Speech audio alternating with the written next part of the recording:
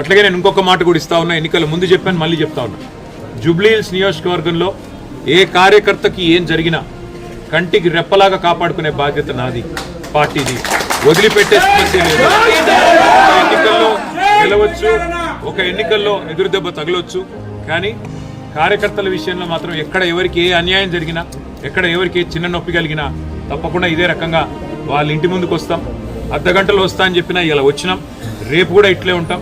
మంగళవారం నాడు జూబ్లీహిల్స్ నియోజకవర్గ కార్యకర్తల సమావేశం కూడా ఏర్పాటు చేస్తూ ఉన్నాం. ఆ రోజు మిగతా అన్ని విషయాలు కూడా డీటెయిల్డ్గా మాట్లాడుకుందాం. కానీ ఖచ్చితంగా ఈ రోజు జరిగిన ఈ దాడికి కాంగ్రెస్ బాధ్యత తీసుకోవాలి. మరి కాంగ్రెస్ పార్టీగా ముఖ్యమంత్రి రేవంత్ రెడ్డి బాధ్యత తీసుకోవాలి.